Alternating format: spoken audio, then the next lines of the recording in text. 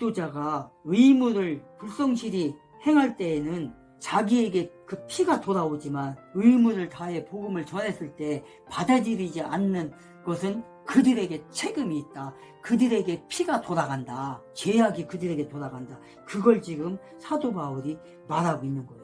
멸망의 책임은 당신들에게 있다. 그 얘기인 거예요. 지금 나는 깨끗하다. 7절에 보니까 거기서 옮겨 하나님을 경외하는 지도 유수도라 하는 사람의 집에 들어가니 그 집은 회당 옆이라. 8절에 보니까 또 회당 그리스도가 온 집안과 더불어 주를 믿으며 수많은 고린도 사람도 듣고 믿어 침례를 받더라. 7절 8절 침례를 받더라. 자, 7절에 보니까 하나님을 경외하는 지도 유수도라 하는 집이 어디에 있대요? 회당 옆에 있대요. 유수도 7절에 나오는 유수도, 디도 유수도는 그의 집이 회당에서 가까운 데 있다는 거예요. 지금 바울의 설교를 듣고 자신의 집을 어떻게 했다는 거예요? 고린도 전도 사업에 있어서 자기네 집을 교회로 지금 드린 거예요. 교회로 제공했어요. 참고로 뭐 앞에서도 말했지만 이 서신서에 나오는 교회 있잖아요. 교회 이때가 그 예수님이 십자가에 돌아가시고 나서 승천하시고 나서 얼마 안 된 때잖아. 이때가 61년에서 63년 그때니까 예수님이 돌아가신 지 불과 얼마 안 되는데 이게 그때니까 성전이 있었다 없었다? 없었다. 그러니까 건물교회는 없었다는 거예요. 가정교회라는 거예요. 가정교회. 지금 뭐 우리 뭐 지금식으로 뭐 교회가 뭐 이렇게 지어져가지고 대형교회도 있고 뭐 삼각교회도 있고 이런 게 아니고 예수를 믿는 사람들이 그 자기네 집을 교회로 드린 거예요. 그런 것처럼 지금 어떻게 했다는 거예요? 지도 유수도도 그 회당 옆에 집이 있었는데 거기를 교회로 지금 바친 거예요. 교회로. 거기서 예배를 드리고 하는 거예요. 지금. 그래 그로 인해서 그의 집은 고린도 교회의 최초의 집회 장소가 지금 됐다고 지금 얘기하는 거예요. 지금 바로 회당 옆에. 회당은 뭐예요? 회당은 언제부터 생겼다고요? 바벨론 포로 그때부터 회당이 생긴 거잖아요. 그 전까지는 예루살렘 그 성전에서 이제 막 솔로몬 성전 거기서 그 할 때 그 왜 이렇게 그런 그게 바로 예배의 형식이었는데 그 포로 이후는 어떻게 되냐면 거기서 예배를 드릴 수도 없잖아요. 포로로 잡혀갔으니까. 그러니까 회당을 진 거야. 가는 곳곳마다 회당을 지는데 그 성인 가정에 그러니까 가정에 10가정만 모이면 회당을 줬어요. 그러니까 그 회당에서 모여서 율법책을 읽고 거기서 또 토론도 하고 이런 게 예배였단 말이에요. 그때는 성경이 없을 때니까. 성경은 이제 언제부터 쓰여졌냐? 성경은 이제 이 성경이 쓰여진 때가 아까 61년에서 63년이라고 했잖아요. 그때 이제 조금씩 기록한 거잖아요. 그 이후로다가 그냥 100년 사이에 AD 100년 사이에 사도들이 이제 수명이 다해서 이제 죽을 날이 가까워진 거야. 그리고 그때 또 마침 또 막 이단들이 막 나타나기 시작한 거야. 영적인 이단들이. 그게 바로 어디냐면 요한 1, 2, 3서. 요한 1, 2, 3서에 보면 그게 나와요. 영적인 그 이단들 나온단 말이에요. 그래서 그때 그 막 이런 게 기록이 되기 시작한 거예요. 그게. 그래서 성령의 인도하심을 따라서 막 기록을 하게 된 거거든요. 그렇기 때문에 그 이전에는 율법책을 읽었던 거예요. 회당에서. 그래서 회당에서 모여서 그 율법책을 읽고 또 복음을 예수의 복음을 그냥 입으로만 전한 거예요. 구두로만. 그랬던 것은 이제 문서로 이제 남긴 게 지금의 성경인 거예요. 지금의 신약 성경. 그건 거예요. 그래서 그 유수도 근데 회당 옆에 집이 있었는데 유수도라는 사람의 집이 있었는데 그곳을 지금 교회도 지금 드린 거예요. 그래서 복음을 받아들인 사람들의 일반적인 특징은 뭐예요? 복음을 위하여 희생과 봉사를 이렇게 했다는 거예요. 자기 집을 내주는 게 봉사잖아요. 희생이잖아요. 이런 게 바로. 이것은 바로 뭐예요? 하나님의 일보다 자신의 소유한 것, 특히 그 중에서도 시간과 물질에 더 깊은 애정을 갖고 있는 사람들이 이렇게 할 수 있어요? 못한단 말이에요. 교회를 다닌다고 하면서도 내 물질, 내 거 욕심내는 사람들이 있잖아요. 그런 사람들이 이렇게 할 수 있어요? 못한단 말이에요. 근데 유소들은 어떻게 했다는 거예요? 아낌없이 하나님의 일이니까 내 거보다, 내 거 챙기는 것보다, 내 집보다, 내 자녀보다, 내 돈보다 하나님 앞에 드리는 걸 더 기뻐했다는 거예요. 지금 현대인을 살고 있는 우리 초등학교 스터디에 들어온 여러분들이 개척교회를 섬기는 사람도 있을 거고 대형교회를 섬기는 사람도 있을 거고, 특히 요새는 보면 21세기에는 작은 교회는 안 가려고 하잖아요. 왜 안 가려고 그래요? 희생하기 싫으니까, 내 돈 내기 싫으니까. 그러니까 대형교회, 이미 다 져놓은 교회, 다른 사람들이 희생해가. 그 대형교회도 뭐예요? 대형교회 처음부터 대형교회가 아니었잖아요. 한두 사람 모인 가운데 헌금을 하고, 그래서 그 헌금을 또 저축을 해서 또 누군가가 어떤 또 희생자가 또 집을 팔았어. 아니면 1년, 2년, 3년 계약을 해가지고 그 적금을 해서 거기서 대출 받아서 그거 가지고 모여갖고 교회를 처음에 한 100평짜리 졌어. 50평짜리 졌어. 그러다가 또 나중에 부흥하니까 또 500평짜리 졌어. 나중에 또 부흥하니까 또 1000평짜리 졌어. 나중에 더 부흥하니까 막 그냥 10,000평, 20,000평, 30,000평 막 짓고 막 그러잖아요. 그런 교회에 가서 예배를 드리는 사람과 아예 그냥 가정교회를 시작해갖고 자기 것을 내놓고 희생해서 그렇게 대형교회를 만드는 사람과 어떤 사람은 하나님께서 기뻐하시겠냐고요. 근데 요즘 사람들은 지금 어때요? 처음부터 대형교회 가려고 하잖아요. 대형교회 가서 그냥 1,000원짜리 한 잔 내고, 어떤 때는 그냥 안 내고, 어떤 그 지인 중에도 그런 사람이 있었어요. 주일날은 교회 간대야. 아, 그러냐? 그랬더니, 믿어서 가는 게 아니랴. 왜 가냐? 그랬더니, 교회 가면 밥 준대야. 이런 데서 밥 사 먹으려면 5,000원, 그때 당시에 5,000원, 6,000원 갔거든요. 근데 1,000원만 내면은 밥 먹는데야. 얼마나 그 이득이니. 그러니까 밥 먹기 위해서 가는 거예요. 이런 사람이 한두 명이 아니에요. 근데 제가 중국동에서 교회 할 때 하여간 수요일하고 주일하고 와요. 그때 왜 오냐? 그때 예배 드리니까 와가지고 예배 드리고 돈 좀 달래요. 배고프다고. 그냥 주어버릇하니까 계속 와요. 근데 예수 믿으려고는 안 해. 사실은 그냥 와서 그냥 눈 감고 있다가 끝나면 돈 몇천 원 혹은 돈 10,000원 이런 사람이요 꽤 많아요. 성경 공부 좀 하자 해도 안 해요. 그러면서 뭐라 가냐면 어느 저쪽 교회 가니까 얼마 줬다고 이런 소리나 하고, 그런 사람들이 구원을 받겠냐고요. 안 된단 말이에요. 그래서 이 유소두라는 이 사람은 지금 현대를 사는 우리 기독교인들에게, 현대 기독교인들에게 시사점이 참 많은 거예요. 자기 욕심을 안 차리잖아요. 지금 자기 걸 내놓은 거잖아요. 지금 이런 사람인 거예요. 그래서 8절에 보니까 뭐래요? 또 회당장 그리스보가 온 집안과 더불어 주를 믿으며 수많은 고린도 사람도 듣고 믿어 침례를 받더라. 회당장 그리스보, 이 사람이 예수를 믿은 거잖아요. 지금 이 그리스보가 예수를 믿게 됐고, 이 사람의 영향력으로 어떻게 된 거예요? 큰 영향을 받아서 많은 사람이 그리스도인이 됐다고 지금 말하는 거잖아요. 많은 사람이 이 그리스보 이 사람 때문에, 이 회당장 때문에 어떻게 했다는 거예요? 많은 사람이 돌아왔다는 거예요.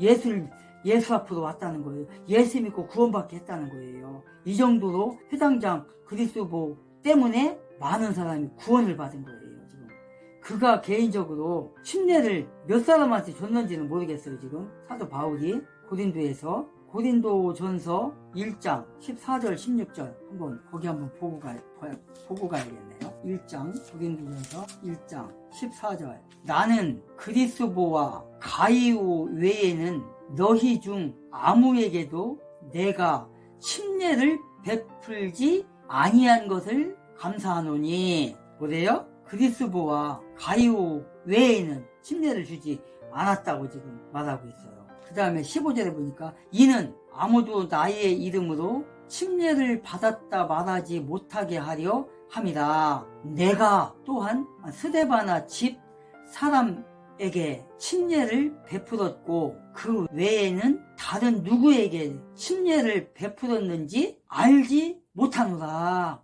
그 정도로 사도 바울은 기억을 안고 있다는 거예요. 그러니까 뭐예요? 침례를 베푸는 게 목적이 아니라는 거예요. 지금 그 얘기는. 그래서 그리스도가 고린도에서 개종한 사람들 가운데 어떤 사람이라는 거예요? 뛰어난 신자였음을 말하는 거예요. 지금 영향력이 강하잖아요. 뭐라는 거예요? 지금 직업이 회당장이잖아요. 회당장.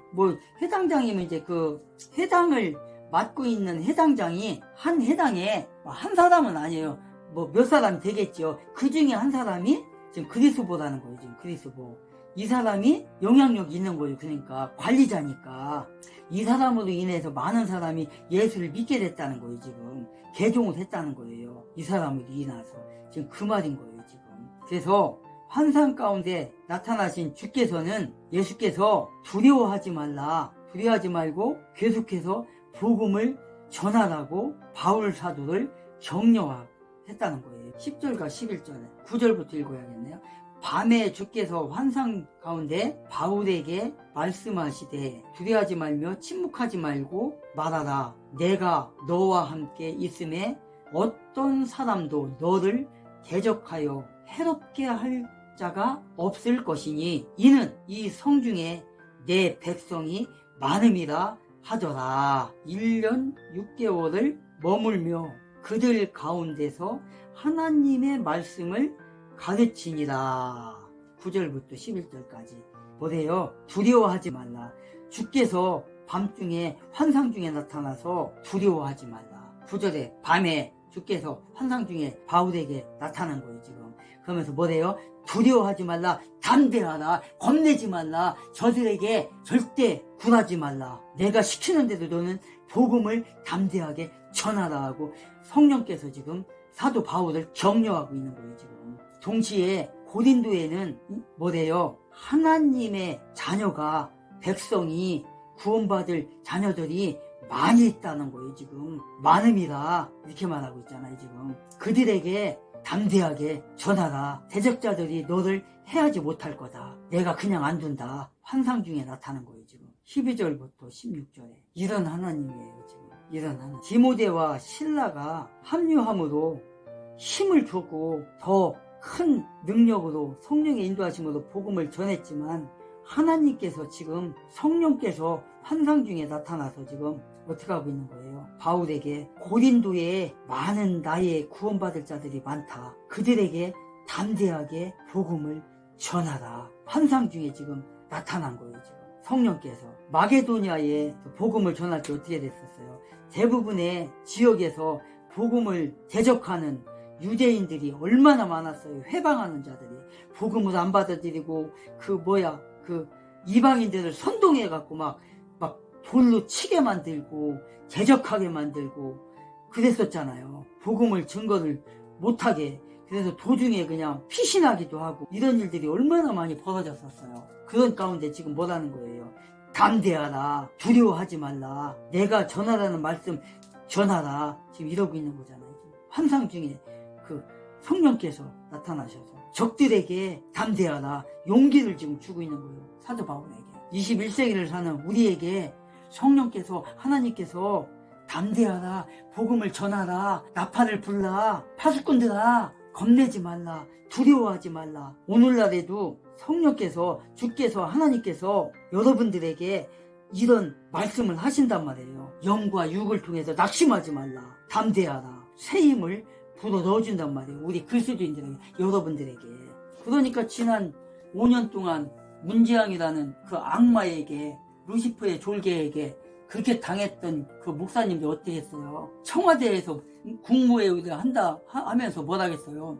특정 목사님의 이름까지 불러가면서 목사도 아니요 신나가면서 법정 최고형으로 때려라 이랬잖아요. 그리고 각 교회에 많은 문재앙에게 대적하는 그 목사님들을, 수많은 목사님들을 감옥에 보냈잖아요. 교회를 폐쇄를 시키고. 그것만 했어요? 경인방송 있잖아요. 경인방송 인천 지역의 그 방송, 거기 직원만 400명이 넘지요. 거기가. 근데 거기 그 여자 그 기자가 그때 그 신년 무슨 하래 무슨 그 생방송 한다고 그때 문지양이라는 자가 푸른포토까지 이렇게 설치해놓고 했을 때 그 여자 그 기자가 뭐라 그래?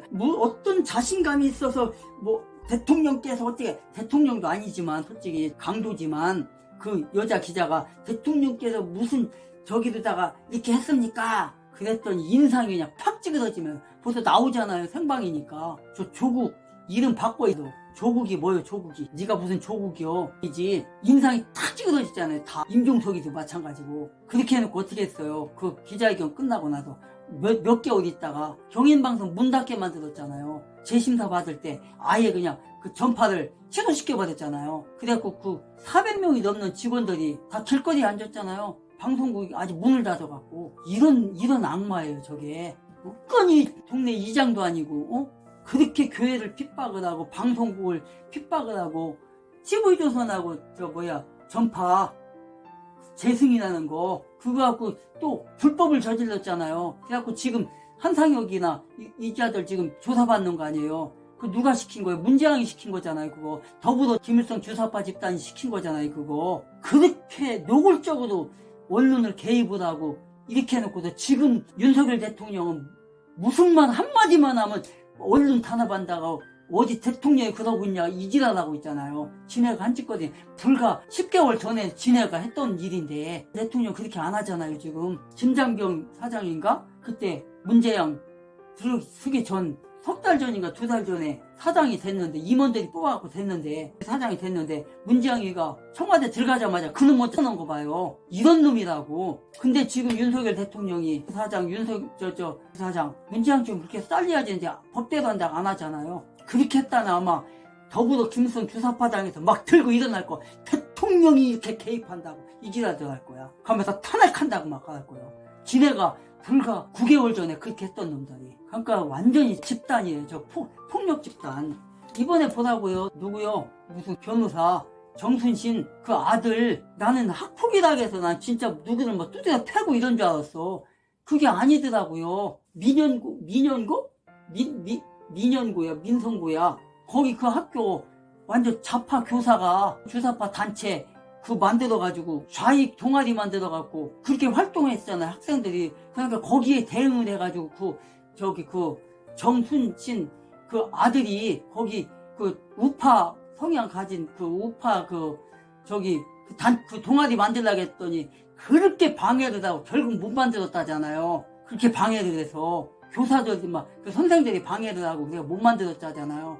그렇게 하고 나서 무슨 일이 일어난 거요? 그 좌익 좌파 그 동아리 그 회원들이 이 정순신 아들더러 적폐 세력이라고 했다잖아요. 그래서 적폐 세력이라고 해서 너는 그러면 빨갱이 아니냐 그랬다잖아. 그거 갖고 지금 학폭이라고 하는 거예요. 지금 그게 학폭이냐고. 그게 그렇게 갖고 지금 저렇게 매도하는 거예요. 지금 이거 제가 초등학교 스터디에 거기 그거 올렸으니까 한번 확인 한번 해보십시오. 세상천지 그것도 학폭이래. 지네가 먼저 공격을 했잖아요. 적폐 세력이라고? 멀쩡한 사람을 갖다가 이 학생이 글 쓴 거 보니까 어디 정말 자유민주주의 일반적인 그냥 정상적인 정말 똑똑하고 이런 학생이었어 보니까. 진짜 저 좌파들 김일성 주사파들 저 전교조 저 정말 큰일이에요. 지금 각 중학교, 초등학교, 고등학교, 대학교까지 지금 그런 게 퍼져가지고 지금 이런 악행을 저지른단 말이에요. 지금 모든 기관에 지금 다 이렇게 주사파들이 해갖고 이런 사람들과 지금 싸우는 게 지금 목사님들이라고요. 자유우파 시민단체들이라고 지금 이런 탄압을 받으면서. 그러니까 뭐예요? 지금 사도 바울이 가는 곳곳마다 지금 이렇게 핍박을 받고 복음을 전하는 데 있어서 유대인들이 따라다니면서 이렇게 방해를 한단 말이에요. 그 지역에 사는 이방인들을 선동지대 해갖고 복음을 못 전하게 하고 돌로 치게 만들고 욕하게 만들고 선동질하게 만들고 이렇게 떠나게 만들고 도저히 복음을 못 전하게 만들고 이런단 말이에요. 지금 그러니까 지금 사도 바울이 지금 하지 말라. 사도 바울한테 지금 하나님께서 지금 환상 중에 나타나가지고 지금 그러는 거 아니에요. 지금 밤에 주께서 환상 가운데 바울에게 말씀하시되 두려워하지 말라, 침묵하지 말라. 이 성중에 내 백성이 많음이라. 이렇게 말하고 있어요. 내 백성이 많으니라. 내 백성을 구원하는 일에 최선을 다해서 두려워하지 말고 복음을 전해라. 담대하게 전해라. 지금 성령께서 지금 나타나서 지금 말씀하고 있는 거예요. 지금. 그래서 이 고린도에서 11절에 보니까 1년 6개월을 머물며 그들 가운데서 하나님의 말씀을 가르치니라. 이렇게 되어 있어요. 몇 년 동안? 1년 6개월 동안 이 고린도에서 이렇게 복음을 전한 겁니다. 지금 사도 바울이 담대하게 하나님께서 영적으로 육적으로 낭망하지 말라 이렇게 말하고 있는 거예요. 새 힘을 주시고 그의 길로 인도하신 거예요 지금. 그래서 우리는 오늘 초등학문 스터디 TV의 이 플랫폼에 들어온 여러분은 성경을 통해서 굳건하게 만들어줘야 돼요. 누구처럼? 사도 바울처럼, 제자들처럼 그런 그리스도인이 돼야 되는 거예요. 누가 핍박을 하든, 누가 방해를 하든, 누가 돌팔매질을 하든, 누가 나를, 여러분들을 감옥에 가둔다 할지라도 거기에 굴하지 않고 많은 목사님들이 문재왕의 그 폭정에 정말 대한민국 70년 역사상 이렇게 폭정을 했던 네로보다도 더 악한 독재를 했던 자가 문재인이라는 그 가짜놈이 그렇게 폭정을 한 거예요. 박정희 대통령, 이승만 대통령이 뭐 독재라고? 독재한 게 없어요. 김일성 주사파들 대한민국 공산화 만들려고 했던 놈들 자보다 가두고 나라 지키려 자유민주주의 대한민국 지키려고 했는데 그게 독재입니까? 김영삼이 김대중이 껌껌이 그냥 나라 발전을 위해서 일하는